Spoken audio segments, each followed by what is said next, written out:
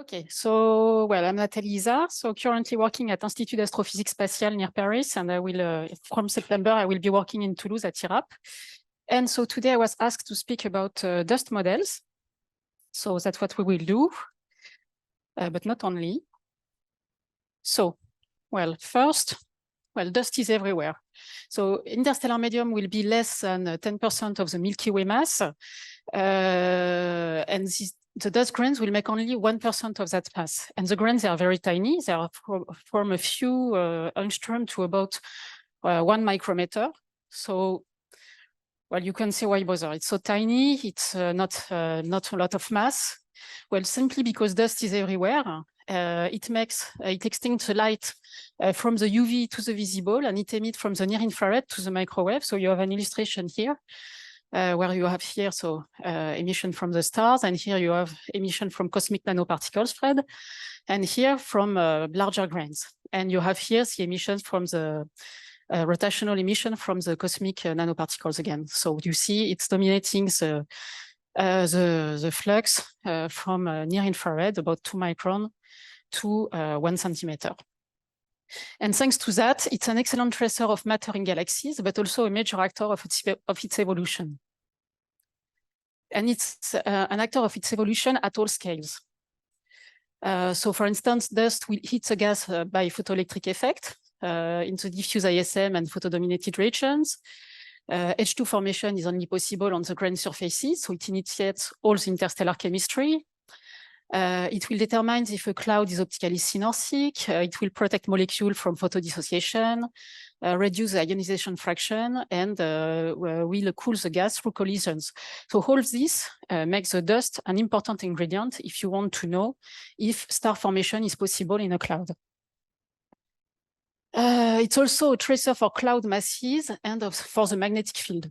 So all this is very interesting, but you cannot say anything about all this if you don't know the exact, and I insist on exact, nature of the grain. So their size, their structure, their composition, chemical composition, their shape, and their mass. And that's what we are trying to determine when we build dust models. So we will now see a few dust basics, so you can follow the rest of the talk. So here you have extinction from the infrared to the UV as a function of the wave number, so 1 over the wavelength in a micrometer minus 1. Here's the extinction from near infrared to far infrared as a function of wavelengths in micron. And here the near infrared to submillimeter spectral energy distribution, again as a function of wavelengths. So what do we learn from that, the basics?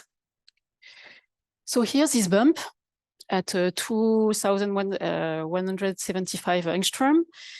We know that it's made by small carbonaceous particles. So depending on who you are talking to, these particles, they can be of different nature, graphite, amorphous carbons.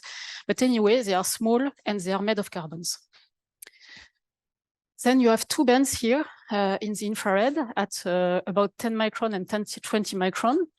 And this, it's attributed to amorphous silicates with the normative compositions of olivine and pyroxene, so which that you see here, the composition. And we also have hints that they include metallic iron nano-inclusions. And now if we look at the emission spectrum, so here you see the aromatic infrared bands, so from 3.3 to 16, 18 microns. So we attribute that to CC and CH bonds on aromatic rings. So aromatic is a cycle made of 6 carbons on aliphatic chains. So when you have your carbons which are singly bonded, and of olefinic bonds when you have a double link like this, okay? So all these bands can be attributed to this kind of bonds, rings, chains. And of course, well, you will hear PHEs, cosmic nanoparticles, aromatic grains, HAC, HCH, sorry. So all the different models, they made different assumptions on the chemical composition of these small particles, but all aim at reproducing this aromatic infrared bands. And here, so here it's the equivalent seen in absorption. So here you have an absorption spectrum as a function of wavelength on top, and wave number is centimeter -1 on the bottom. So you see here you have the 3.3 and 3.4 microns seen in absorption. Here it was seen in emission. And here, well, that's a spectrum which was presented by Marie Godard and Emmanuel Dartois. And you see, so it's in blue and red, you have observations of the interstellar medium of the Milky Way and of an external galaxy. And in black, you have the spectrum of measured in the laboratory ACH, so amorphic amorphous hydrocarbon. And you see they are very good analogs. So this emission spectrum, it extends from the near-infrared to the submillimeter. So that tells us that the grains have different temperatures. And the fact that they have different temperatures while illuminated by the same radiation field tells us that they have different sizes.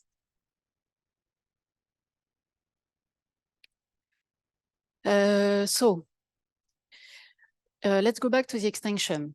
So when you have starlight and a cloud filled with dust, so at the entrance of the cloud, you have E0, and then you get I.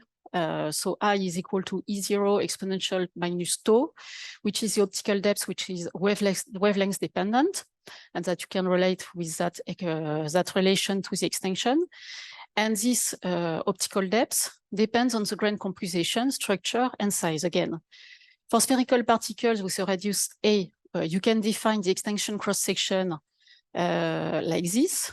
So the extinction is the sum of the absorption plus the scattering. And the absorption cross-section for a spherical grain, so it's the surface, the cross-section of the spherical grain times the absorption efficiency, similar for the scattering with the scattering efficiency. So when you see Q in the next slide, it's absorption and scattering efficiency. So these Q values, these efficiencies, they are determined by the complex refractive index of the material you are studying. And this, you can, well, my arrows are not in the good direction because you use this, and thanks to this, you get that.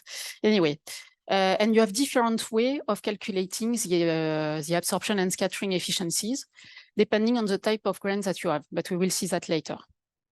So you will see in the talk, you will have references like this in blue. So if you want more detail about what is in the slide, you can just have a look at these references, okay?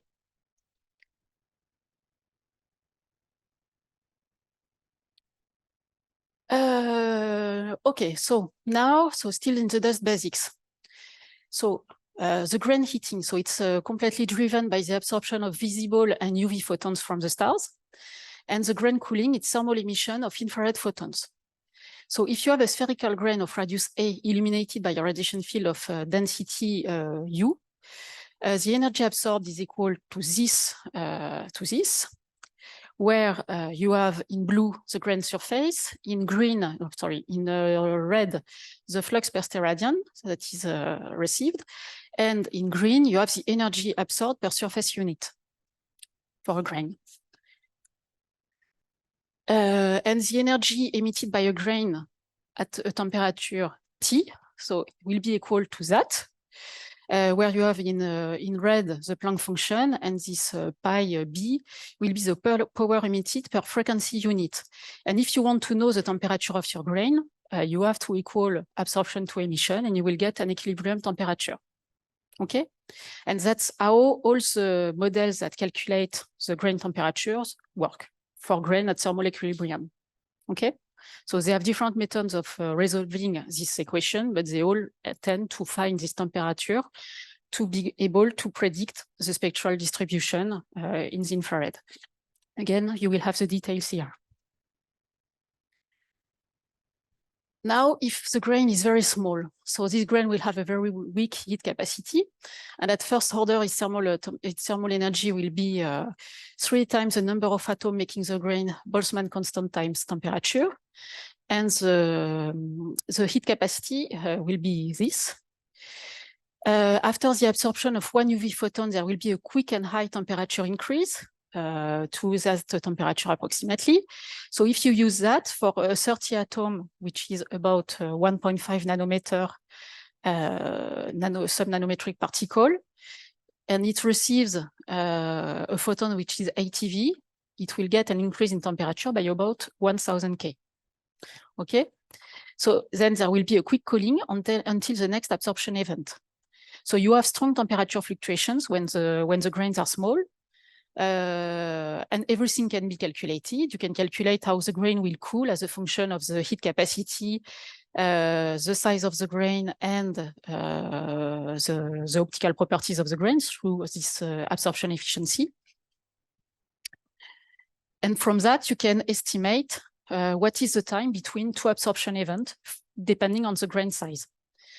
So for a grain of 20 nanometers, submitted to the interstellar radiation field, the standard one, Matisse et al. 1983, the time between two absorption will be 100 seconds. For 10 nanometers, it will be 12 minutes. Qu'est-ce que... Wait. Yes, sorry. For a 5 nanometer, it will be 1 hour, 40 minutes. And if you go to the smallest sizes, which are the grains which are responsible for the 3.3 and 3.4 micron band, for instance. So the smallest hydrocarbons, okay, it's dead. It will be about 1 year between two absorption events. So you see that they cannot be at thermal equilibrium, so you have stochastic heating. And that's why when you look at the spectra of this SED of the dust, you can see sometimes that the SED in the far infrared submillimeter, it shifts and it does not peak at the same wavelength. But for the smallest grains, it's just a scaling relation. You have stochastic heating, okay? And again, well, this is how you calculate in the models the energy emitted by a grain. So from all this, you can get the dP over dt, which is the probability for a grain of size A to be at a temperature T, okay? And if you want the details, you have all these papers where they give everything to understand where that come from. Okay, so again, some basics about dust model. So what you need to start from is a chemical composition. Okay, you need to know what your grain is made of. So from the chemical composition, you will get a complex refractive index, M equal N plus IK. So this, you can get it from lab measurements, or you can decide that you don't want to use the lab and make something which is empirical, okay? You look at observations and you tell yourself, okay, which optical constants would give me what is observed? You can, when you do chemical composition, you also need to know if your grain is pure or if it's composite. Do I have silicate or silicate mixed with ice or with carbon? You need to know, of course, if there are inclusions and ice mantles. Then you need also to know what the structure of your grain will be. So is your grain compact or porous? Is it core mantled? Do you have single grains or do you have aggregates? And you need also to know, for instance, if you want to make a sphere or a spheroid or something completely irregular. Okay, all this will completely change the result of your optical properties. So then you have this very non-trivial step. And when you know all that, you can get your absorption and scattering efficiency, the scattering phase function, and the heat capacity. Once you have that, you need another ingredient, which is the size distribution. So you need to know the minimum and maximum size of the grains which are involved in your model. And then you need to give a shape to this size distribution. So it can, the standard things are log normal, power law, or MRM, or something weirder, it depends. And some models are have very funny size distributions. Okay, so these are all the ingredients you need when you define a dust model. And when you are a user of dust model, you should always be careful of what ingredients are included. Okay, especially if you want to compare several dust models, because all the parameters will influence the way your SED will look. Okay, so the non-trivial step of the previous slide, which is the calculation of the optical properties. So how do you do that? So of course, I will not go into the details, but here I listed the principal methods we use to calculate the optical properties. So, for instance, you have methods for compact spherical grains or same grains but with mentals. You have other methods for porous grains or composite grains with random distribution of the different materials. You can also want to calculate aggregates with one-point contact, so aggregates where the grains are like this. Or you want to calculate aggregates where you have contact surface area, so when your grains are like this, which completely changes your absorption and scattering efficiencies. You can also want to make composite grains or porous grains, but not with a random distribution, but where you control exactly the places of each component. And you can also want to go away from sphere and calculate spheroidal grains with or without mentals. So I listed the names of the methods and books and papers where you can find details. And I think this is a very nice paper, this one by Tazaki and Tanaka from 2018. It's a paper where they compare not all the methods, but many of them. So you can see all the differences. Okay, they make comparison at all wavelengths, thank you, from the visible to the submillimeter.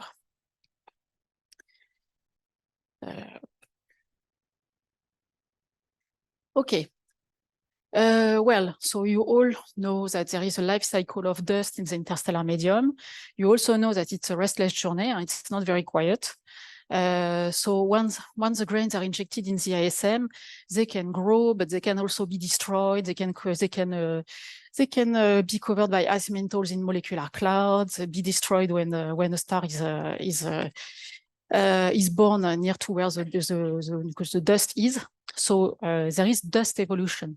So you don't have a single dust model that can explain everything in one galaxy. It's impossible. Okay, because the dust properties will change as a function of density and also as a function of the radiation field, both the intensity and the hardness. And okay, so that's just an illustration, but models are trying to mimic that. So you will have models which are for each different phases of the interstellar medium. So you cannot have a model that makes everything, but you can have a model for diffuse ISM, molecular cloud, and PDRs, or H2 regions. And when you do that, you should always control that you are consistent, okay? Because you cannot mix all models together. So now let's go to the details.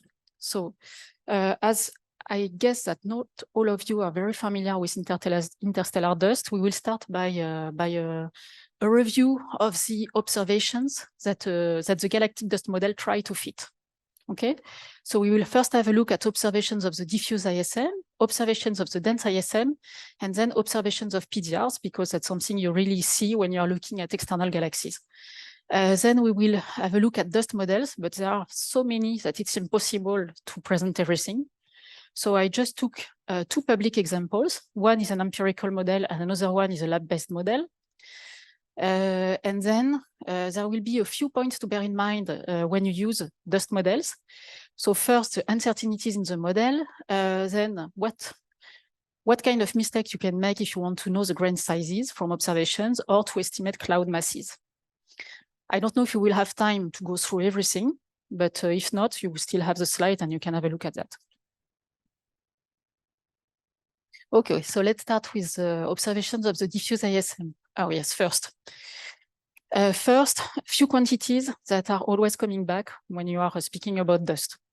So here you recognize you have your extinction curve and spectral energy distribution. So what do we have to constrain the grain properties? So there are depletion measurements and X-ray observations. So from that, we get composition informations. From the extinction, so the quantities that always come back are EB minus V, which is, so B, it's in the blue band, 0.44 micron and V 0.55 micron. So it's AB minus AV. And you have the selective extinction, which is RV, which is equal to AV divided by EB minus V. So it's the slope in the visible of the extinction curve. We also always go back to the silicate bands at 10 and well, here I wrote 18, but we're at 18, 20 micron. So for the emission, we often look at the mid-infrared to far-infrared ratio. So we look at the ratio between this part and this part of the spectrum. It's very common also to make modified blackbody fit. So you take your far infrared 2mm SED and you fit it with a modified blackbody. So from that, you get the spectral index beta, and you can also get the optical depth tau at a given frequency. We can also look at scattered light from the visible to the mid-infrared. So it's not illustrated here, but it makes a bump here. And from that, you can get an idea of the size of the grains.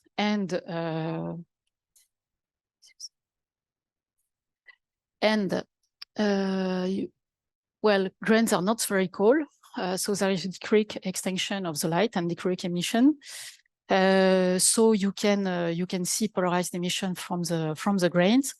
And in extension, we look at the what we call lambda max, which is the peak wavelength of the starlight polarization. Don't worry, if it does not speak to you at all, we will go back. It's just to present you the quantities. And at the polarization fraction in the far infrared 3mm, which is P over I, which is polarized SED divided by total SED.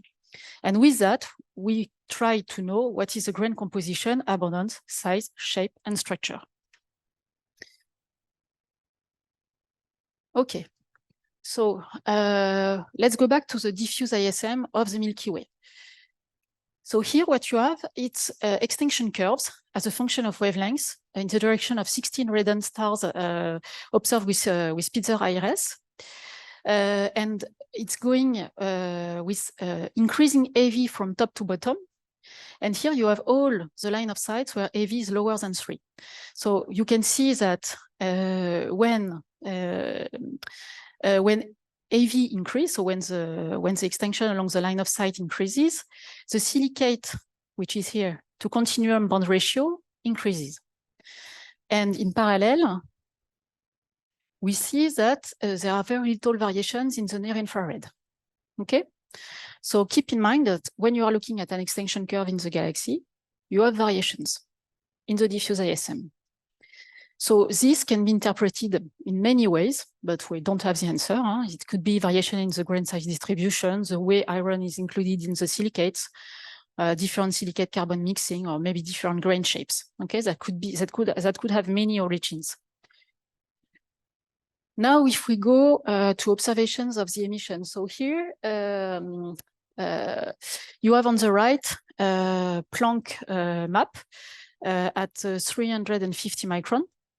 And these are the results of a paper, which is Planck Collaboration 11 of 2014, for column densities less than 10 to the 20th hydrogen per square centimeter.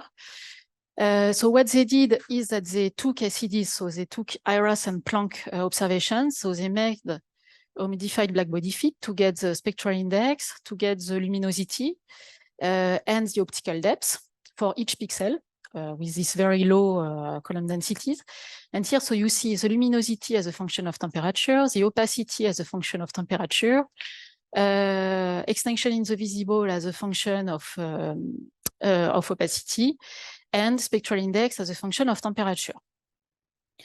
And the yellow contours, they show you where most of the points are. So you have 50% and 75%.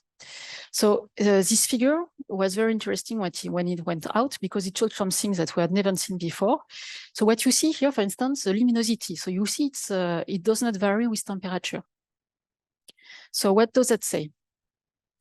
If you have a material and you heat it more, it's expected to be more luminous. And here you see that temperature increases, but the luminosity remains the same. And here for the opacity, it's the same. The opacity is strictly related to the nature of your grain. So what you expect is that you can heat the grain as much as you want, its properties do not change. So it should be flat, and you see that it's decreasing, okay? And it's the same for beta. Beta, it's the slope of the absorption efficiency. And you see that when the temperature increases, it's anti-correlated. So this is not expected. You should have something flat. So all that says that there is variation in the properties of the dust in the diffuse ISM. Okay? So remember that also, because all dust models are calibrated on diffuse ISM observations, But if you take this point or this point, it's not the same calibration. So be careful when you are comparing dust models or comparing to external galaxies.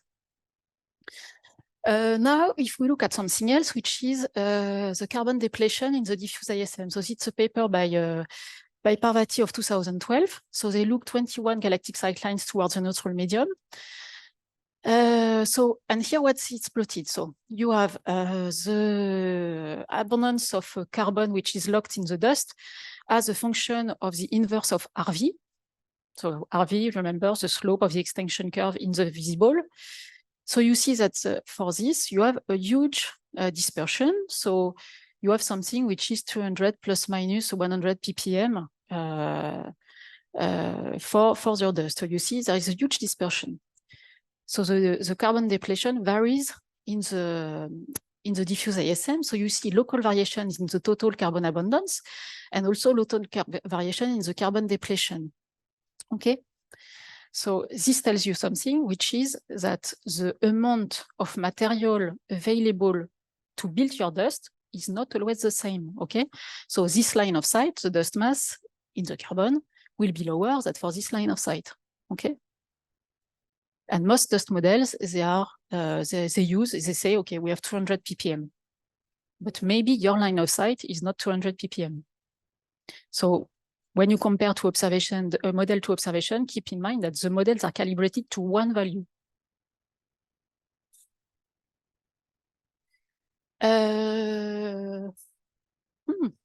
Where is my slide? Okay, there was one more. I don't know where it is. Maybe it's later. So now we also see variations in the dust opacity. So that's a paper by Yep and Nguyen of 2018.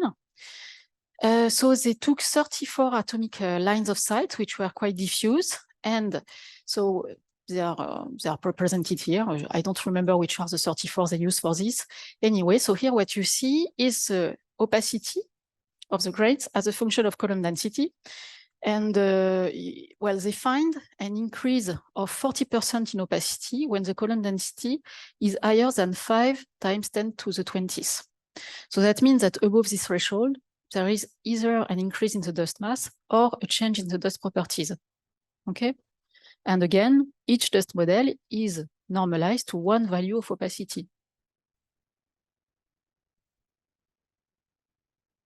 And now the Bolin's ratio. So when I was a student, I was told the ratio of column density, hydrogen column density to EB minus V is 5.8 times 10 to the 21st, and that's it. And well, then people started to make other measurements. And actually, most recent studies find ratios 20 to 60% higher than this. And this is very important because this it completely calibrates your dust model because it tells you the dust mass related to the gas mass. So that's your dust to gas mass ratio. And all the old dust models, they are normalized to that. And the recent dust models, they are normalized to that. Okay? So again, when you compare an old dust model and a recent dust model, be careful because they are not normalized to the same. So you will have an ACD, which is the old ACD will be here and the new one will be there. Okay. So that's the end for the diffuse ISM. So remember that variations in the dust properties are expected in the diffuse ISM and that when people are making the dust models, they are using the data that they have at the time. So they are not all calibrated to the same values. So now if we go to the dense ISM.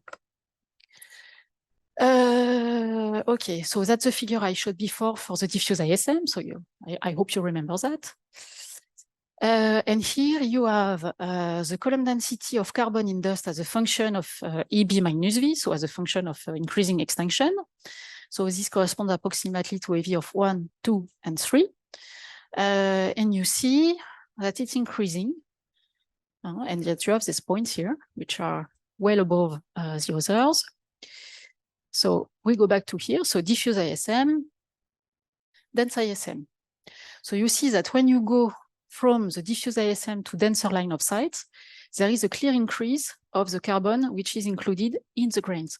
So what can happen when the local density increases to a grain? So you can maybe have accretion of gas phase carbon, grain-grain coagulation, ice mantle formation, And how do you rate all this? So that means that when you are looking at dense ISM, you should expect to have more matter to make your grains, so more mass. So a diffuse ISM dust model is not expected to fit dense regions observations, okay? So don't try to fit a molecular cloud with a diffuse ISM dust model and expect to get physical or chemical information on the dust properties.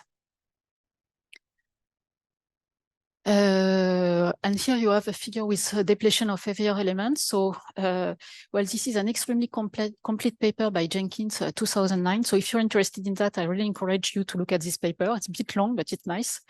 He looked at the depletion of 17 elements on 243 sightlines. And he showed local variations of the component abundance strength and a linear relation between the various log of this abundance of the elements. So it's parameterized by this F-star depletion factor in this paper. So here it's plotted as a function of the local average density, so in cubic centimeter. So it's not column density, it's real density. And you see that it's increasing. And here it's plotted as a function of the log of the fraction of H2 along the line of sight. And you see that it's increasing and that you have a clear break here. So that there is an increase again when you are in really more dense regions than in the diffuse ISM. So it means that it's not only the carbon, it's all the elements, which depletion will vary depending on the local density. So now, if we go back to the extinction curve, so this time for the dense ISM, so it's a paper by Melissa McClure of 2009. So she showed variations in the silicate mid-infrared feature. So it's normalized to the K band, so K it's 2.2 micron. So what you see is from the black to the red, it's increasing extinction. Okay, so it's for AK above 0.5, which is about AV of 4. So what you see is that when the extinction increases, there is an extinction curve flattening, a widening of both bands at 10 and 20 micron, but the peak position are unchanged, and the variations are correlated with ice features. So it's not very easy to see on these figures, but believe me. So peak position unchanged. The models, no matter what composition they take, tells you that grain sizes cannot exceed 1 micron. Okay, otherwise the peak position would change. Extinction curve flattening and widening of both bands tell you that maybe you could have carbon accretion. And variations correlated with ice features, so could be that you have carbon and ice accretion, could be that you go from isolated grains to icy aggregates, because when you do that, models tell you that you will widen only the 18 micron band. And you see that it's really the band which is the most affected. Okay. So now we stay on the extinction curve, still for the dense ISM. So what you have here is so the RV, the selective extinction, as a function of AV. In this observation of Taurus dark clouds, what you see is that when there is no ice, RV is always around 3, with some dispersion, of course. And when there is ice, you see an increase. And here it's the same, but for a dark globule. And you see, so it's always for AV about larger than 3. And you see that there is a clear increase, okay? So there is an increase in RV with AV, and the increase is when water ice features are detected. So that tells us that there could be grain growth associated to ice accretion.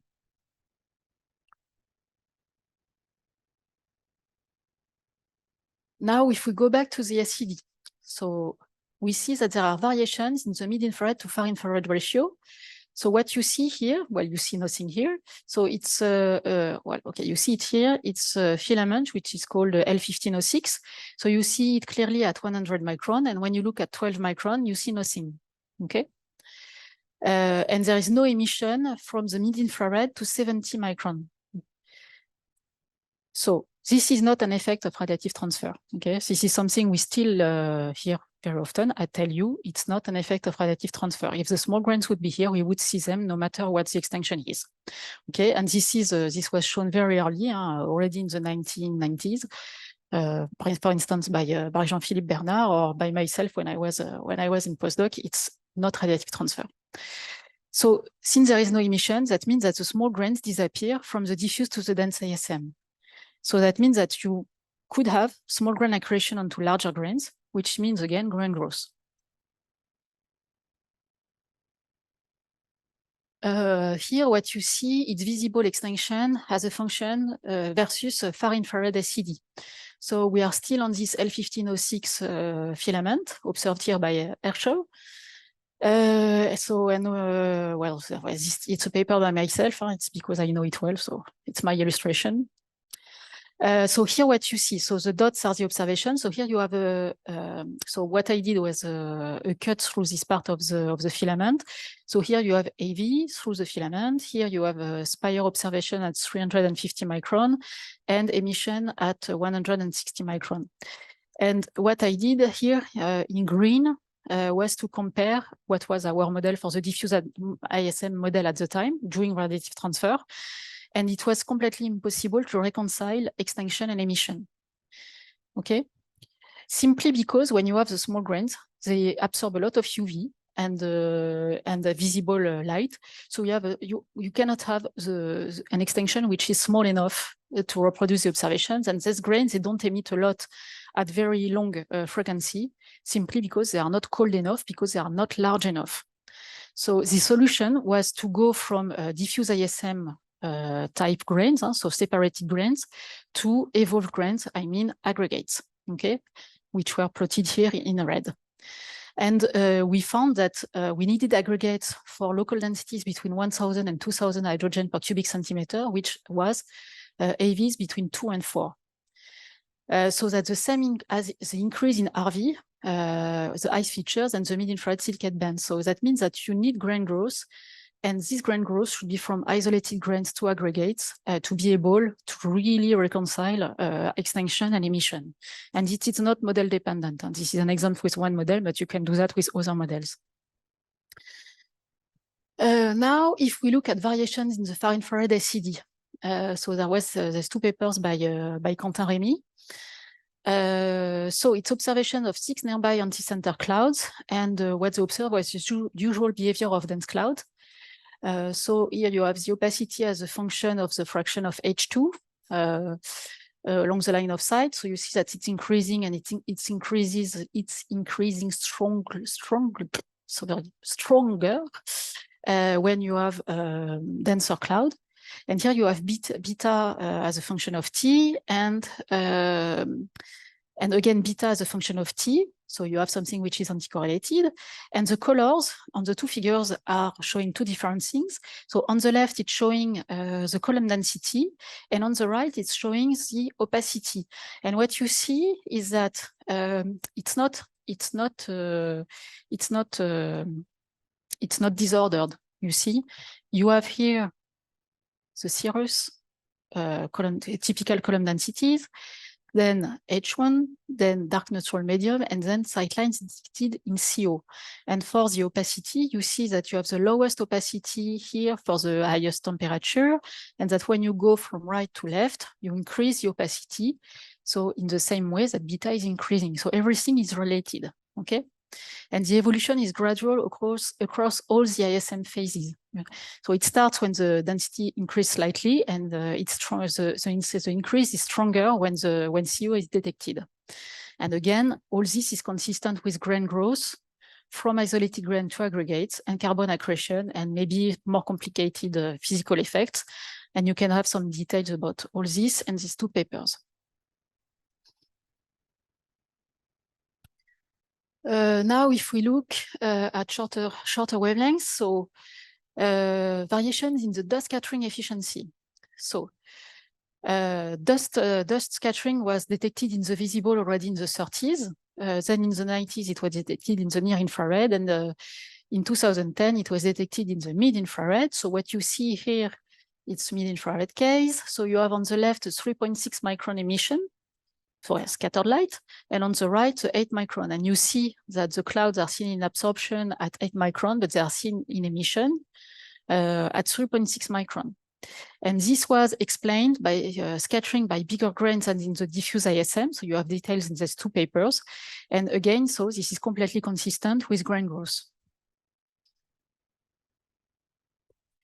And here what you have is the optical depth of the ice feature at 3 micron as a function of the 10 micron silicate band. And what you see is, and here, sorry, on the right, it's the scattered light at 3.6 micron. What you see is that there is a common threshold. You see, you don't see the ice and you don't see the core shine, so which is called for the mid-infrared scattered light. And you see that you don't see the ice, you don't see core shine, and when you start seeing ice, you start seeing core shine. So that means that you have a common density threshold for core shine and ice feature at 3 micron. And we did the same exercise 3 years later. You know, the things that I showed you for the torus with the SED for the scatter light. And again, we showed that you need to have aggregates when the column densities are the local densities are between 1,000 and 2,000 hydrogen per cubic centimeter. So EV about 2 to 4. So all this is consistent with grain growth, aggregates, ice accretion, carbon accretion, etc. So all the observations are consistent together from the near infrared, visible, mid-infrared to submillimeter. And there are also observations of the visible starlight polarization. So here you see the polarization in extinction as a function of wavelength. So it's angstrom. So it's peaking around 0.55 micron for the diffuse ISM. But if you look, so here 0.55 micron, but if you look at, for instance, a dark cloud, you see that there is a shift and there is an increase of the lambda max of about 0.3 micron. Here you have lambda max as a function of the extinction in this cloud Barnard 5. So you see that it's increasing. And here you have, for the torus molecular cloud, you see that you have an increase with the extinction and that above AV of 3, it's increasing strongly. Okay, so all this is consistent with grain growth, and the threshold for this growth is again consistent with the other observations. And if you want details about how models reconcile with that, you can have a look at this paper by Lapo-Fanciullo from 2017. Okay, so observations of PDR. So there was this program for observing the Orient bar, which was led by Olivier Bernet, Emilia Barr, and Els Peters. So what we did here, you have the bar. So as usual, sorry, you don't know me, but we take a cut here. And we look at 3 spectra, one before the bar, one on the bar, one behind the bar.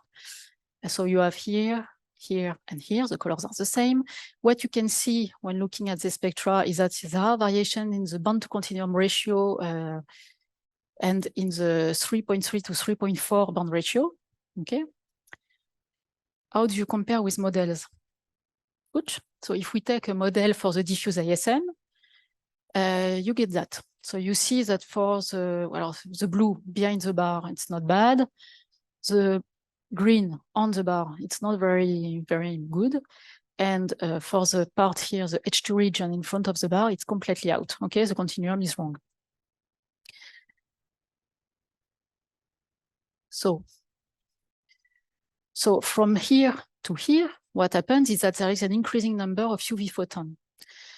And what you expect is that when you have more UV photon, you will harm your grains. So they can lose hydrogen, the smallest one can be destroyed. So that's what we did here.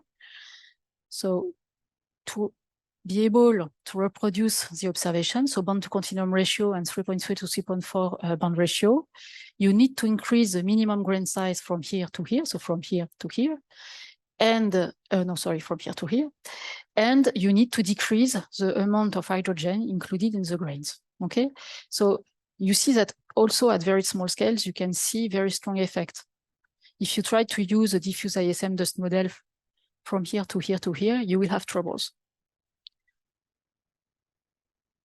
Well, this you don't care. It's a comparison with relative transfer. Anyway, so now we will go to the description of two dust models, and we will start like this. So the choice I made for these two models is because they are recent.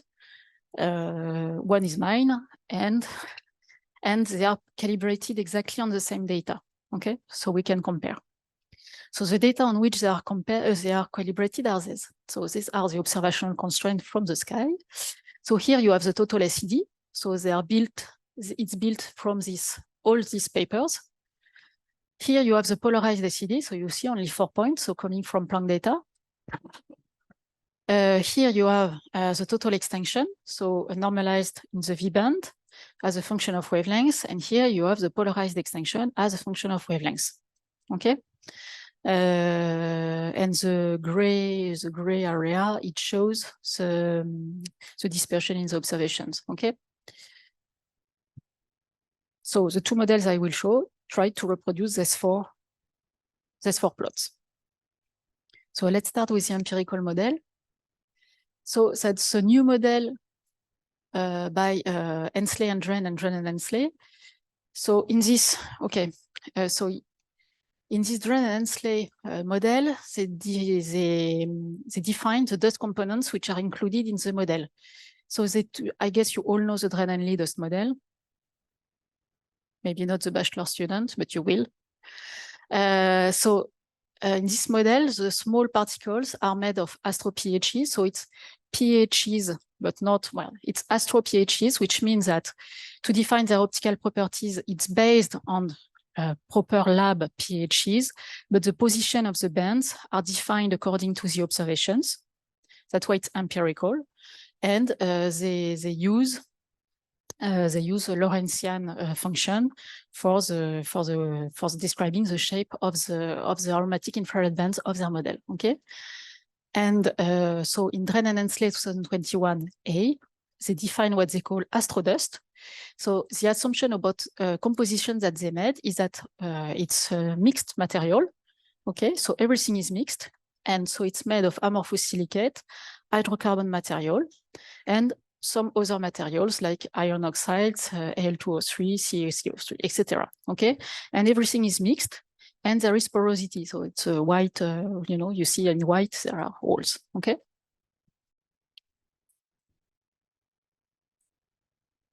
So what they did. So if you want to have the details, you have this true paper by Dren and Hensley, so 2021 ABC. So the definition of the astrodust properties. So what they do. First, they use the infrared absorption to empirically derive a complex dielectric function for astrodust that fits perfectly the observation. So the complex dielectric function, so it's epsilon here, and it's related to kappa abs, which we can relate to the absorption efficiency with this complicated equation. So what they do, they choose a shape, meaning they make spheroids because they want to reproduce polarization, so it cannot be a sphere. So they give a shape, prolate or oblate, with an axis ratio of blah. They give a porosity, okay, how much void you have in your grain. Then from that, they fit their dielectric function to reproduce the observation in infrared absorption. And once this is done, they compare afterward to the polarization in extinction. And if it's not working, they go back to this step. If it's not working, they go back to the first step, change the shape and the porosity, and make the fitting procedure. If it compares well with polarization, they say, okay, it works. That's the shape and the porosity I need to reproduce the observation in absorption. Okay. So they get optical properties associated with shape and porosity, and it's consistent with polarized extinction and infrared absorption. And the last step, so it's described in Hensley and Dren, is to fit all the data. And for this, the liberty that they have is to change the size distribution. Okay. And so here is the size distribution that they are using. So here it's for their astro pH in blue, and in red, it's for the astro dust, so the larger grains here.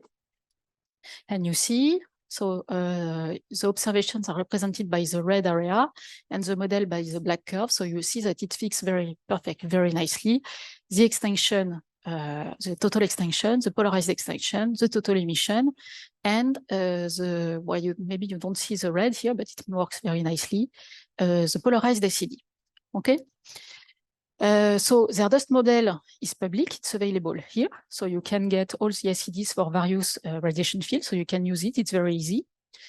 And it's completely described here. So for the astro pHs, it's described in Dren and Lee.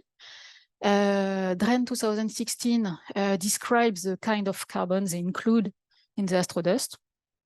Then you have Dren and Hensley, where they describe the method to derive the optical properties of the astrodust, and you have the final model, which is described in the Hensley and Dren 2022.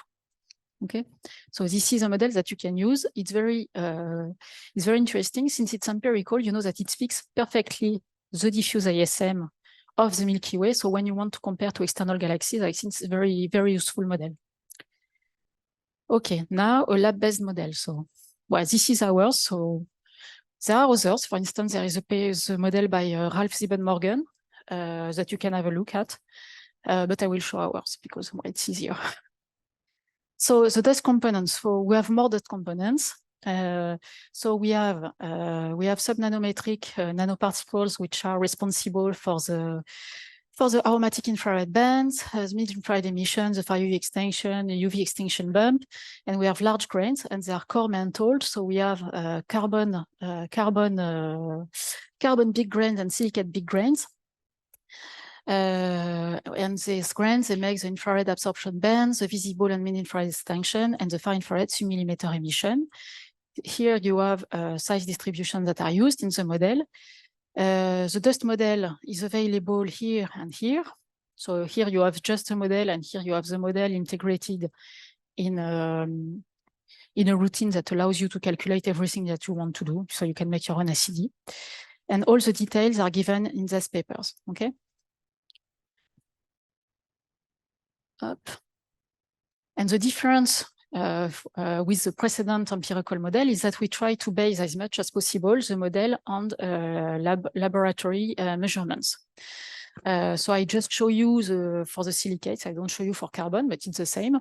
So here what we did was to use a measure made by Karin Demick in the lab in 2017 and presented also in 2022. So here what you see are the mass absorption coefficients of amorphous magnesium-rich silicates from 5 micron to 1 millimeter. So you see that here. They had 4 samples, which are labeled X50B, X50A, X40, X35.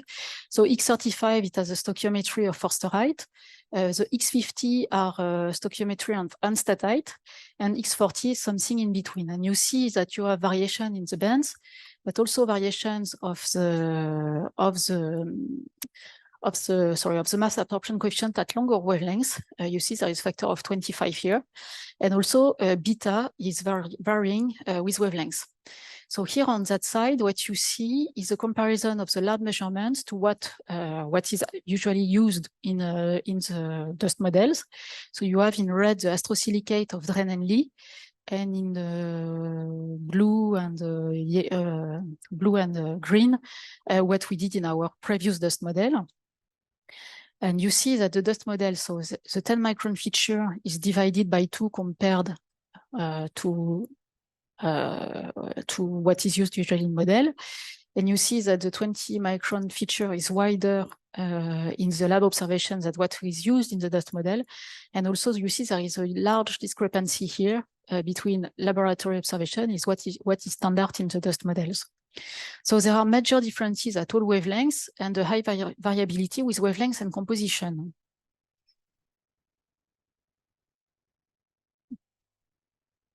Ouais. Ouais.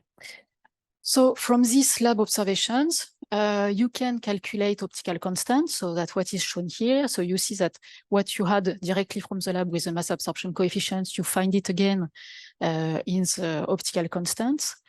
So don't look at the detail, it's not interesting, but what we did was to mix the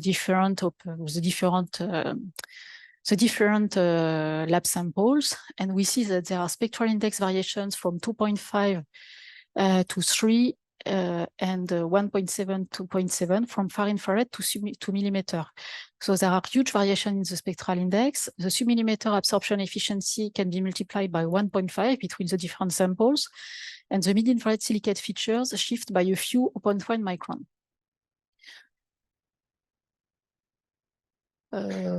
Forget about that. So what we did was to make core-mental spheroidal grains with this lab optical constants. So we made oblates and prolates and considered two axis ratio for both cases, 1.3 and 2. And the results are here. So you have the data in black, and in pink, it's the spread of the acceptable solutions. So what that shows is that all the shapes yield acceptable solutions when you are using the lab data, and that all silicate compositions also yield acceptable solutions. So there is no unique solutions. Okay, so you can find solutions for all the analogs which were measured in the lab. And this leads to different estimates of the dust mass, to different estimates of the dust shape, to different estimates of the dust size distribution, depending on the composition you use from the lab. We used that to compare with Planck observations, showing that there was variation in the diffuse ISM. So here we find again the luminosity versus temperature, opacity versus temperature, and spectral index versus temperature. In green, you have the astrodust plus astro pH model of Hensley and Dren. So you see it's in agreement with the observations. And in pink, we show all the models using the lab silicates of the Donick paper that are acceptable when you look at the SED and extinction curves. Okay, so the laboratory data are in agreement with the average high latitude SED and extinction, and also with the dispersion in the derived dust parameters. So this is just to illustrate the fact that when you are looking at dust, you should always keep in mind that first, well, there are variations, and these variations, they seem to be consistent with what people measure in the lab. And this is also true for carbon. We have no time to look at that, but it's really something that should be kept in mind, that you should never forget that dust is not the same everywhere. So you never have a unique solution for anything, okay? I'm not saying you should not trust dust model and they are not usable because it's not unique, etc. But when you're analyzing your data and when you see discrepancies, sometimes you should try to go back, not be scared, and say, okay, I know there are variations, so I can understand why things are not exactly how I expected them to be. And it's always very useful to compare different dust models. Il me reste combien de temps?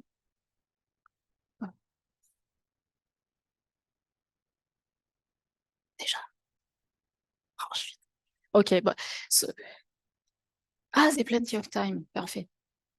You want question now? If you want, no problem. No. Well, maybe they want, maybe yes, they are. I saw a few people sleeping, maybe they need.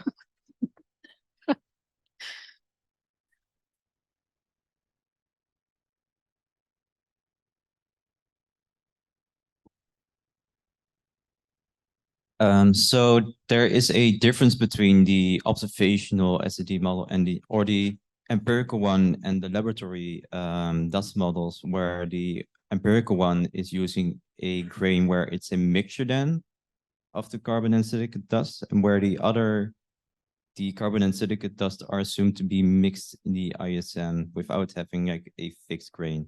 Why is there a difference between the two models and there's not a consensus in what should then be the relative distribution of the dust grains?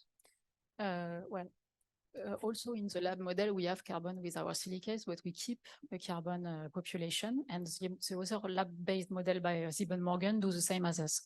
They have silicate and carbon, but it's also kind of mixed. The point is that, well, if you read the paper by Hensley and Drain and Hensley, you will see that they are using, there is a plot of P over I as a function of wavelength, and it's flat. Well, it's flat. So it's not very far from being flat. But the problem is that you have, at long wavelengths, it comes from a diffuse line of sight observed by Planck, and at shortest wavelengths, it comes from a molecular cloud, bright molecular cloud. So there is first caution. Anyway, so if you take a model which are using astrosilicates, which was the case of all the models until maybe 2 years ago. So if you take astrosilicates plus graphite, you do whatever you want, you cannot have something flat. You have always something which is increasing with wavelengths. So the point was that Hensley and Drain, they said, okay, the easiest way of having something flat is you have one component, so you have one alignment, so the P over I is the same. Okay, so that's fine. And when you do their method of inverting the observation to get the dielectric function, it's the easiest way to do it. So what we do, it's that first, when you take the lab optical constants and you make the grains as we do, you can have something flat, you can have something increasing, and you can have something decreasing. So for us, it's not discriminant. Then the point is that when you look at shocks and the survival of dust in shocks, you see that if you have a high velocity shock, all the carbon will be destroyed. So for this, we are fine. You have to reform your carbon in the GISM. But if you look at what happened to silicate grains, they are not destroyed. Well, they are destroyed, but not completely. You always keep the largest grain. So you lose some mass, you erode the largest grains, you get some grains, smaller one, etc. But you keep most of your mass. So that means that your silicates, they remain silicate, okay? So then, of course, you can have accretion. So that's what we do. We make some mentors around. But personally, I'm not convinced at all that you have completely destroyed your silicate and that you regrow something which is a complete mixture. And anyway, when you use the lab data, it seems to be compatible. Thanks. Other questions?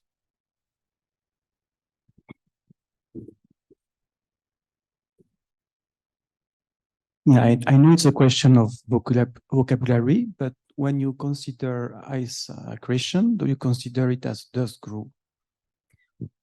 It depends to who I'm talking to. Yeah. It's confusing. Yes, well, of course, the mass is bigger, so you see the NCD is going up. I mean, when you look at your total NCD, but yeah, it's not the solids that you're growing. You are growing the ice. Yeah.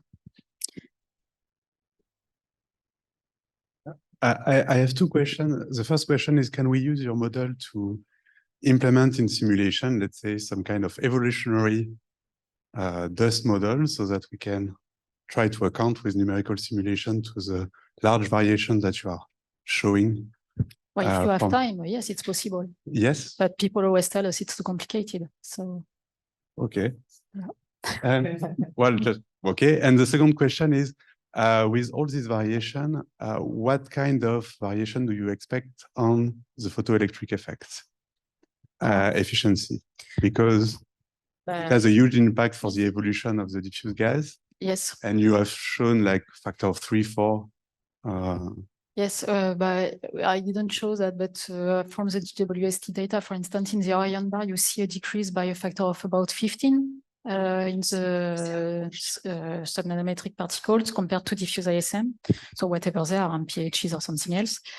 Well, if you remove your small grain, photoelectric effect is not very efficient. Huh? So this was estimated in the paper by Thibaut Schirmer, 2021. So you have the numbers there for Orsed. Voilà. The question is So I guess I've put this on Slack, but I'm curious, how much do the depletions themselves, like from Jenkins' paper, constrain either the lab or the empirical models? Because we know, most of the ions depleted, things with high fractionation temperatures are depleted through most of the ISM, and it's the carbon and oxygen that vary more than the others. Because carbon is so easily destroyed that that's it. I mean, it's when you have a shock which is not a very high velocity, you destroy the carbon very, very, very fast. And I'm not sure I answer your question. No, I'm not answering. Yeah, because sorry, I didn't get really what you were asking.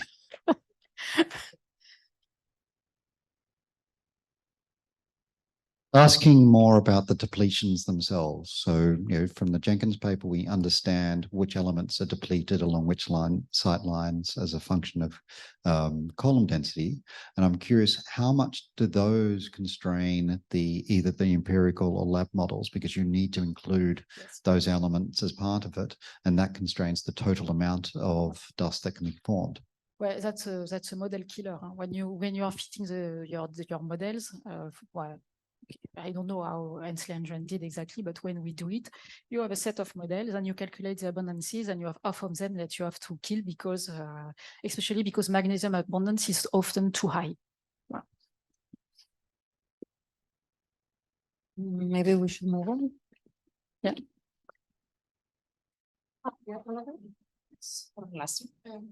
Yes, it's about the Planck observation that you showed, the curve. You highlight the fact that the luminosity, I think, was flat with following the increasing of temperature. And you explained that it was because the grain was, the property of the grain was different. Yes. And I do not understand the link. If you take a silicate rock and you heat it, it will be more and more luminous. I mean, it's just that. So if it's more and more luminous, you will just get something which is correlated. It cannot be flat. Yes, but why the curve is flat? Good question. Okay. That's the question. I mean, so our interpretation is that you have variation in the dust property. So what I believe is that you have this flat.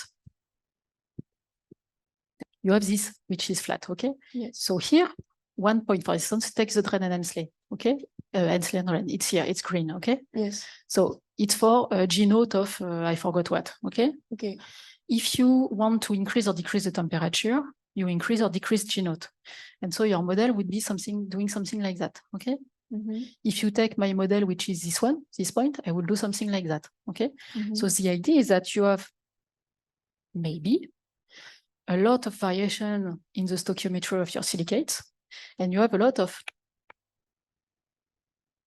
okay? So it's not something flat, it's just you have correlations one next to the other. Okay. But it could be something else. I mean, you can also imagine that, for instance, so we do core mantle grain, so you change the thickness of the mantle, you change the temperature of the grain. So instead of being here, it will be here. More carbon, higher temperatures. So you have many options. Okay. Okay, thank you. Well, other questions you can post on the Slack, or you can talk to Nathalie later. Okay, so here I will just illustrate how you can use dust model without saying bad things.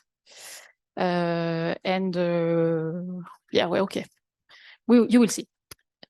So let's start with uncertainties in the models. So when you take a model, you use it as a black box, but you should always keep in mind that the dust models, they have uncertainties, all of them, okay?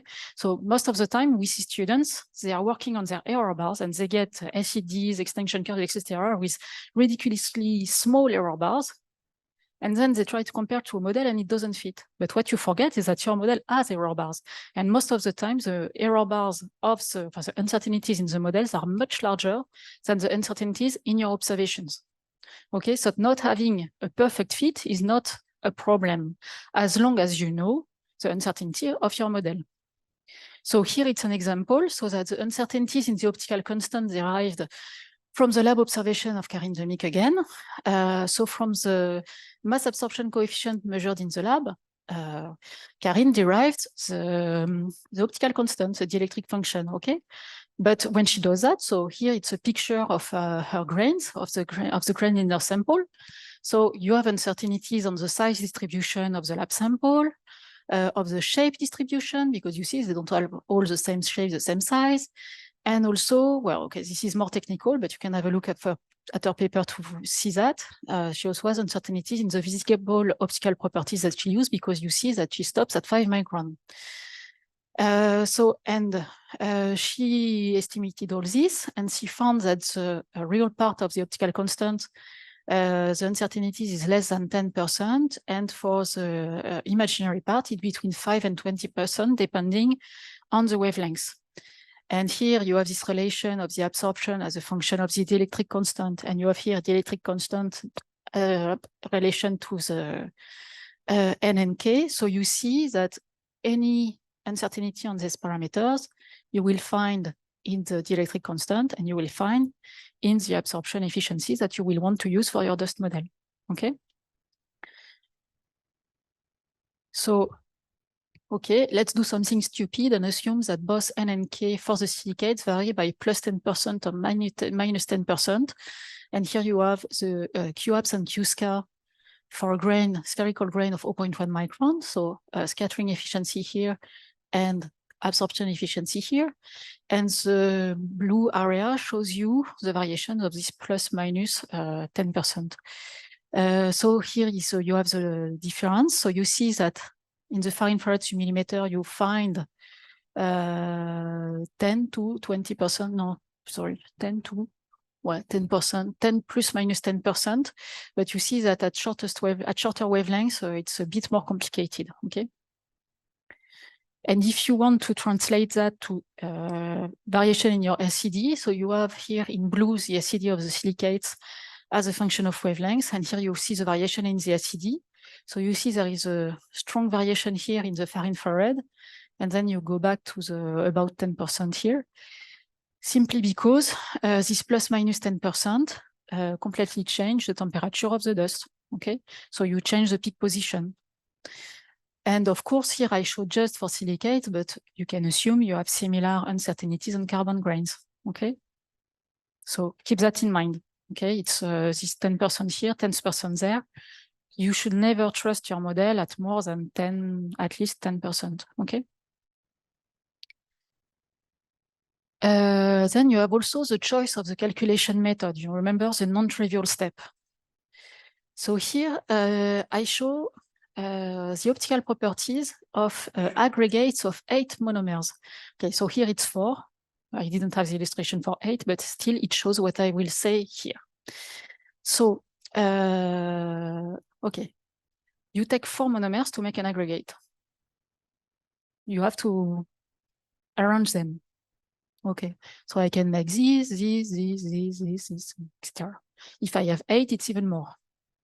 And if I do this, I already know, depending on how I arrange my monomers to build my aggregates, but I have something like 10–15% difference in the resulting optical, in the resulting absorption efficiency that you will find again in your spectral energy distribution.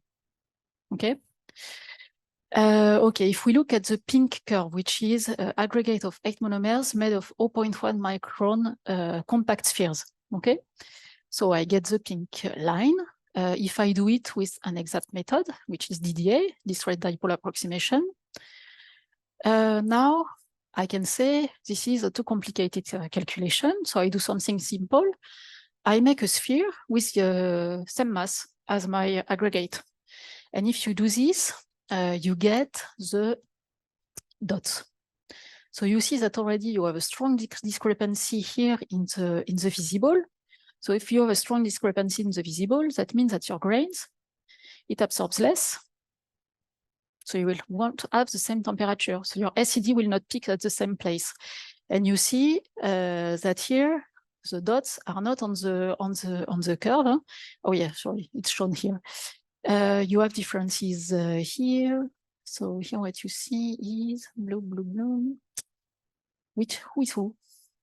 Yes, it's this one. So you see that there are differences. You see that it's below here it's higher. And in the end, you will have a grain which will be hotter if you make a sphere of equivalent mass, or if you make an aggregate. And then you can say, okay, I will do something a bit more clever. Instead of doing this, I will make a sphere, but it will have the same radius of gyration as my aggregate.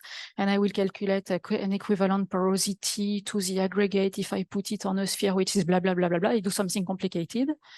And if you do this, you get the crosses. So you see that it's better, but it's still not the same. But I'm sorry, I cannot remember who is who on the plot.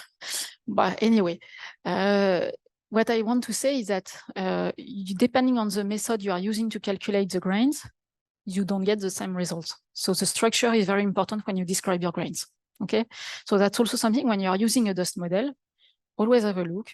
Are they doing spheres? Are they doing porous spheres? Are they doing aggregates? Are they doing something different? Holospheres, whatever. Okay, because if you compare different dust models again, you will have different results, and your masses will be affected by that, of course. Okay, now a second example, the silicate mid-infrared features. So maybe you will use JWST observations, look at silicate features, and you will say, okay, I will do like Melissa McClure, and I want to show differences in the size of my grain. I want to probe significant grain growth with my JWST data. Okay, so if you want to probe the size of the grain, you are probably looking at something dense.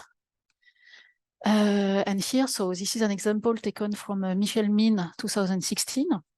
So what is shown here, it's the 10 micron band, 4 different grain shape. So you have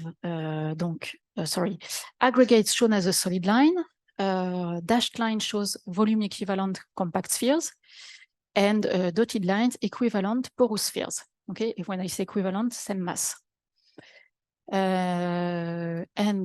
So here you have the case of the sphere, and you go here, you increase the number of monomers when you go from top to bottom, and when you go from left to right, you increase the fractal dimension. So you go from something which is a sphere made of sphere to this. I don't know if you see that. You see a line of little monomers. Okay, and so if you compare, so here, of course, everybody agrees. If you make an aggregate or a volume equivalent sphere or volume equivalent porous sphere, it's the same.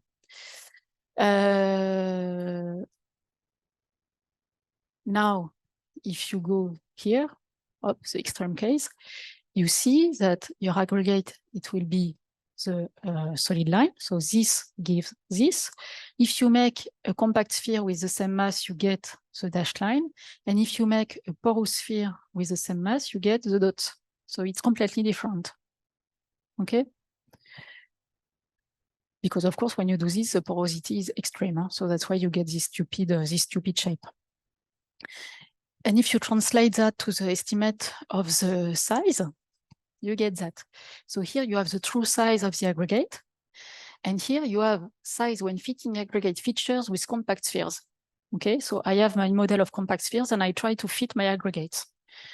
And you see that when I use compact sphere, I underestimate the mass, which is here. Okay, and the less spherical your aggregate is, the more severe it is. And on the contrary, if you use porous sphere, it will be overestimated the size. You will have the same, which will be like this. Okay. So again, when you are looking at extinction curves, be careful at the model you are using, because you know that it's completely dependent on the shape of the grain.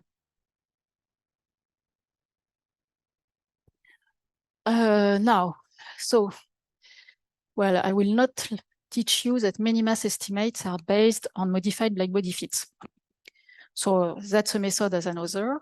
I have nothing against it, but it should always be used with caution when you want to say something really physical about your clouds. So when you do that, when you do your modified blackbody fit, you assume a dust opacity at a given wavelength.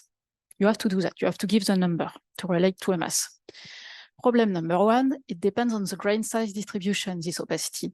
Number 2, it depends on the grain composition. Number 3, it depends on the grain structure. And number 4, it depends on the grain distribution along the line of sight.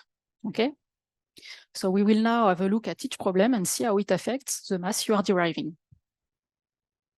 So problem number 1, the size distribution. So the classical choice for problem number 1 is a power law size distribution, most often the MRN, but any. So those are examples of papers where they did that. Okay, so here you have power laws. Here what is changing is the exponent of the power law. And here what I change is the maximum size in the power law, but I keep the minus 3.5 of the MRN distribution. Okay? And on the right, I do a log normal size distribution, which is something which is expected to be closer to the size distribution you expect when you grow grains by coagulation. Okay? Because this is expected by destruction, by collisions. So here, what I change is the peak of this log normal distribution, okay, from 0.1 micron to 1 centimeter.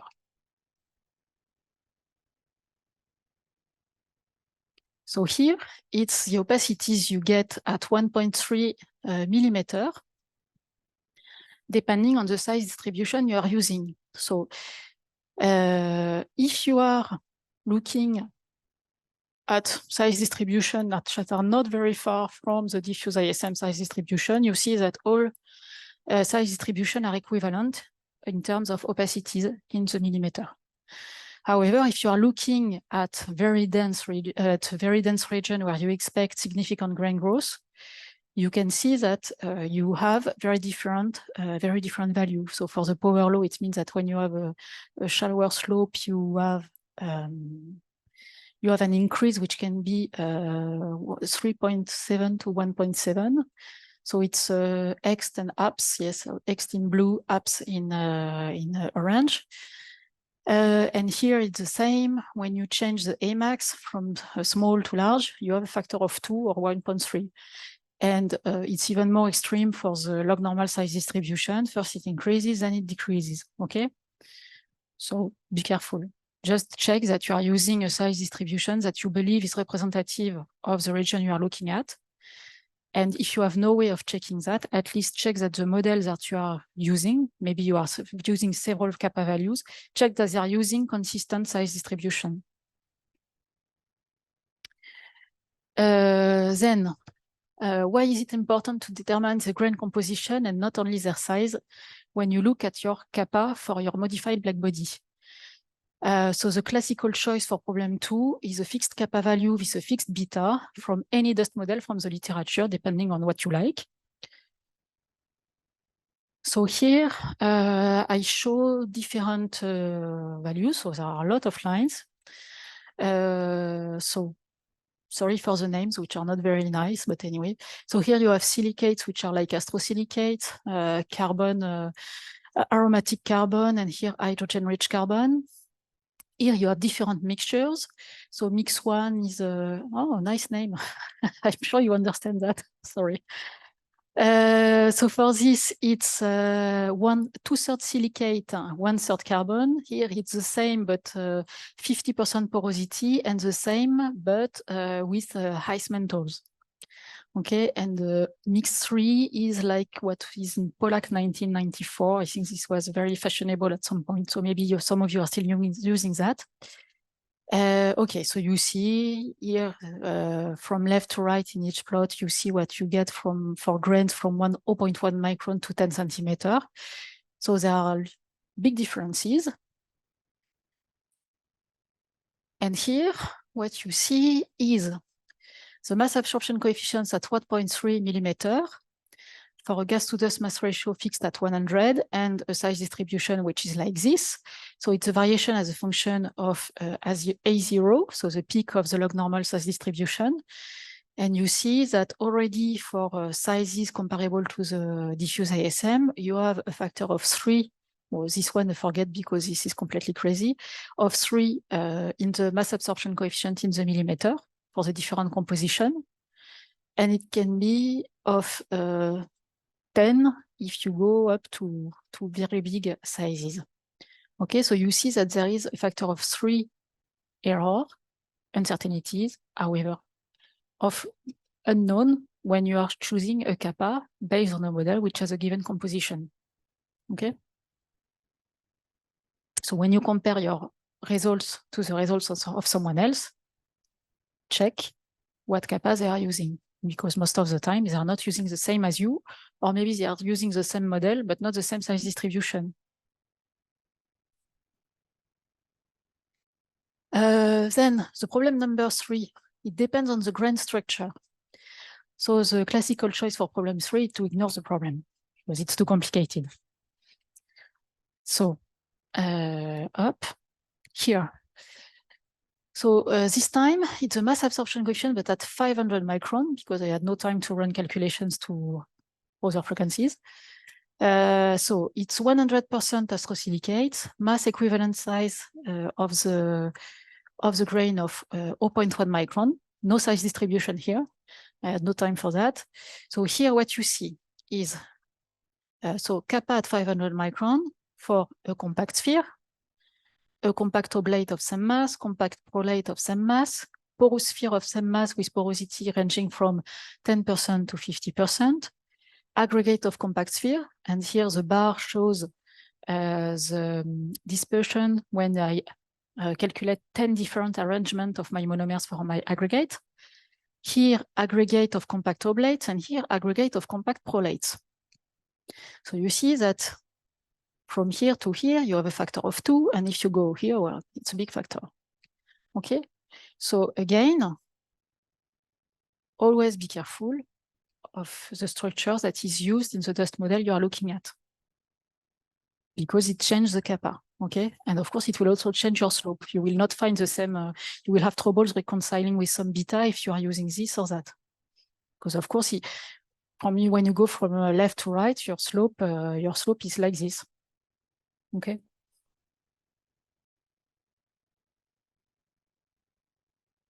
And you can be even more mean and say, oh, but now, how is my surface, not just my structure? So what is the difference from completely smooth to irregular surface? Well, these are details, but just... So here you have absorption, extinction efficiency as a function of wavelengths in the far infrared. So in orange, you see spheres with 0.1 micron radius. And when I say 2 to 44 nanometer resolution, I mean the resolution of the surface. So I have something smooth or something which is, bumpy. Okay, and the bumpiness, it's this resolution. And then, so you see, well, there is not much difference. It's not that bad, 5% maybe. And then I show 6 0.1 micron spheres, which are 3.7 nanometer apart. You have spheres which are close to each other, but not touching. And you get this. So the bar is again the way I arrange my spheres next to each other.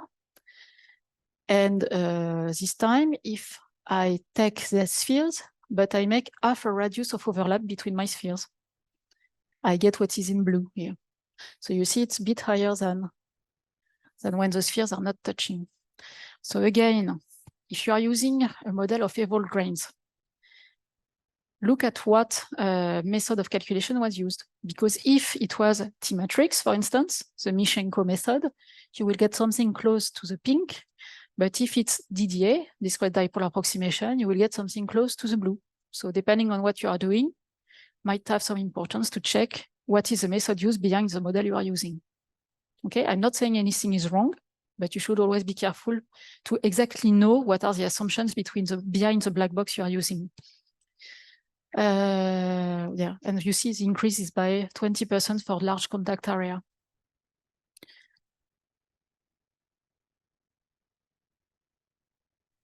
And now, so it also depends, this kappa, on the temperature distribution, and the classical choice depends on the concert community, because you have communities where they never consider relative transfer, and others where it's always done. So here it's just an illustration. So what I show here, so I make a cloud which is a cylinder, And each cloud is defined by its central visual extension, which range from 0.1 to 20. And then you make that, you make your additive transfer for the standard ISRF, G0 equal 1. And then I look at the central of the SED of the central pixel, which is that. And I make a modified blackbody fit, either in the Planck bands or in the Herschel bands for each of these AVs. And you see here, so what I plotted is true column density, is the column density. So the true column density in red, the one calculated from the Planck bands in blue, and the one calculated in the Herschel band in black. And here you have true over measured ones with a modified blackbody fit as a function of AV. So you see that depending on the data set, the mass can be strongly underestimated when you use your MBB, okay? And the importance of the mistake depends on your data set. Okay, so you should always try, if you make a modified blackbody fit, to at least have wavelengths which are as long as possible. Okay, don't stop at 500 micron because your mistake will be larger. Okay, it's important if you make an MBB to go at least at long wavelengths,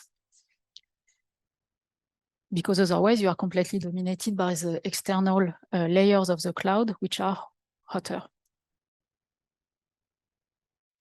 And I'm finishing here. So please remember that the dust properties vary both in the diffuse and the dense ISM. Be careful to always know which dataset was used to define the dust model, because it changes everything in terms of the masses and the sizes. And so, yeah, comparison between different dust models does not always make sense. Huh? So when you compare dust model, it's very useful, but be careful that you are not comparing things which are not comparable. Then uncertainties in the dust models are probably always larger than the uncertainties in your data. So that's also something to keep in mind. Huh? Don't not always search for the perfect fit, because most of the time it's not possible. And keep in mind what you are neglecting when fitting your data. Yeah.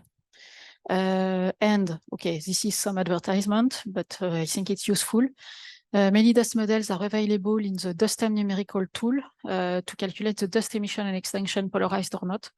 So if you want to have access to dust models, because in that you have all the standard dust models, Zuko, Drenenli, Desert, Compiègne, Themis, whatever, Drenenli, and the Hensley, etc. Okay, and I stop here.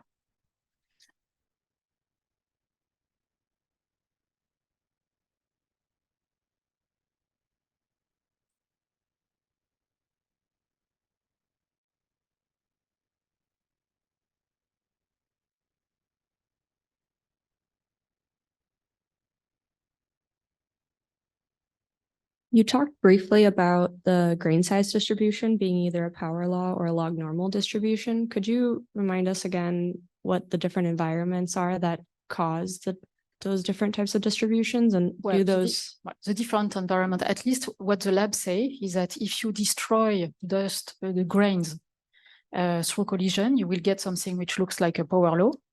And if you grow grains through coagulation, you will have something which look more or less like a log normal. Okay, so if you are modeling a debris disk, you expect a log normal.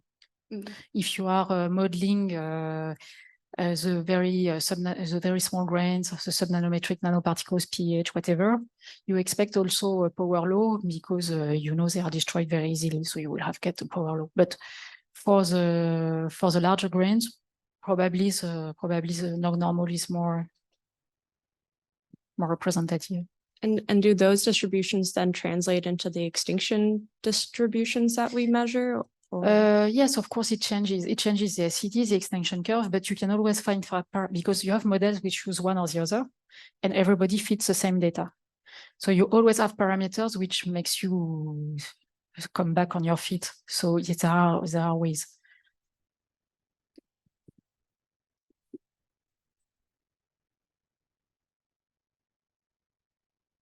Yeah, I think my question is related. So is it possible to correlate properties of the galaxy, like age or something, to properties of the dust? It should be. I'm not an expert of galaxies, but I guess so. Okay. Because you don't have the same elements available to make your dust, so the same illumination, the same. Okay.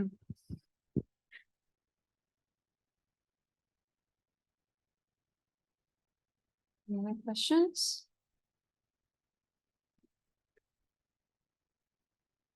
This might be kind of silly. I was wondering because you showed there are large differences between the different structures, like how the grains are arranged, the shapes of the grains.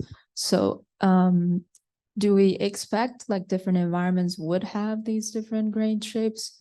Or I guess in other words, why don't we use like just everybody assume the same and so we can have the same like, I don't know, estimates? Because when you are not looking at a galaxy as a whole, it does not work. I mean, you cannot fit a molecular cloud, a PDR, a diffuse line of sight, a galactic center, or a protoplanetary disk observation with the same shape. And this is, if you look just at one wavelength, of course you can. But if you look at several wavelengths, you will have trouble reconciling the temperatures, the spectral index, extinction, or the scattering, because an aggregate does not scatter the light as a compact sphere, etc. So you always have ways, of course, there are degeneracies, but you have ways showing you that structures are changing. Thank you.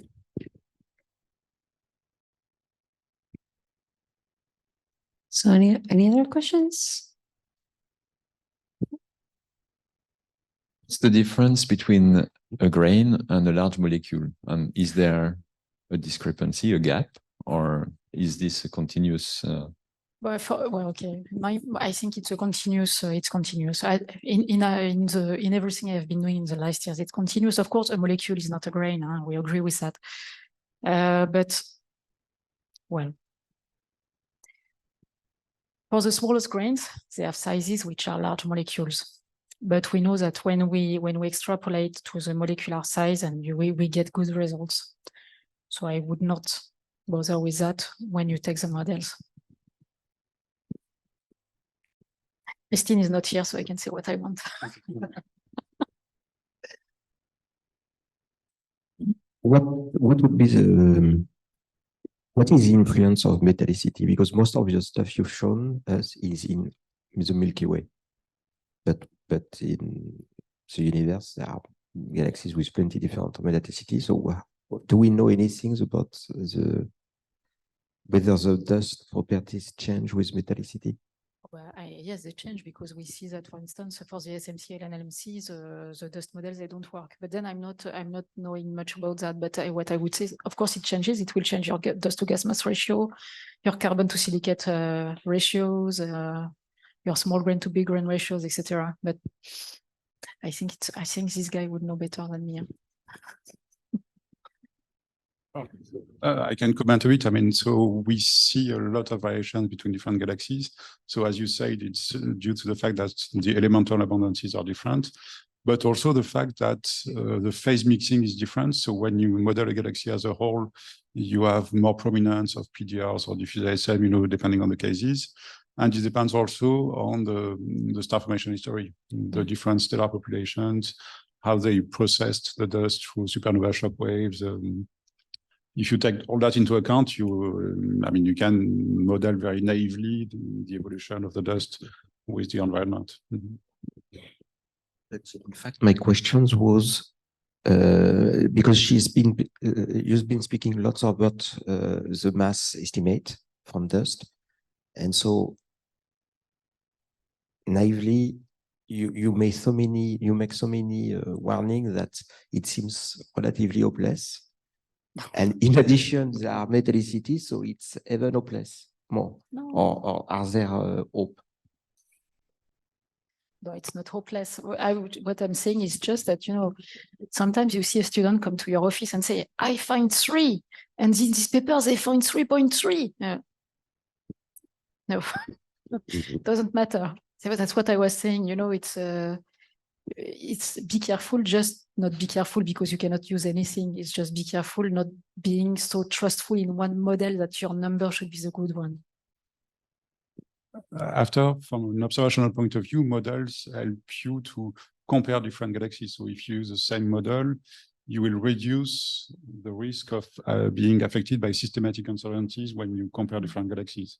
Unless there is, another effect that you didn't take into account that would explain variation between those two objects. But and models are also calibrated on observations. So what you get, those systematic uncertainties are supposed to, at some point, average out themselves.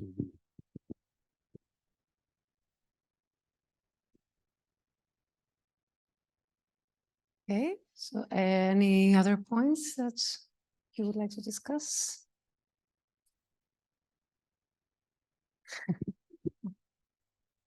So again but this time in the galaxy, again about the mass estimate. Does the fact that the column density of H over AV or any other aspect is changing, does it make any difference on what is called CO dark gas, or this has nothing to do at all? I'm not sure I follow you. What meeting Because you know that people who are trying to do in Planck, there has been a paper trying to estimate the total mass of gas, and then to decompose this into H1 and H2, and they don't succeed to reconcile with CO, and so they say that there are plenty of CO dark gas. And the question is, because you're saying that may be a factor of I don't know, already 2 between H and HRV. Yes, well, that could be that, but yes, there is this. But for instance, well, if you take our model, we are very. For instance, we assume that when you go from H to H2, you can accrete C+, and this would explain why you have a steeper beta in the molecular clouds, which are not so dense that are observed. So you already changed the dust to gas mass ratio. I mean, that's something that is possible. I mean, the numbers say it's possible, and it's not inconsistent with the data. So you have many ways of changing this, yes. Okay, so I think we can stop here and we'll take a little rest before lunch. Thank you again. It was a wonderful lecture.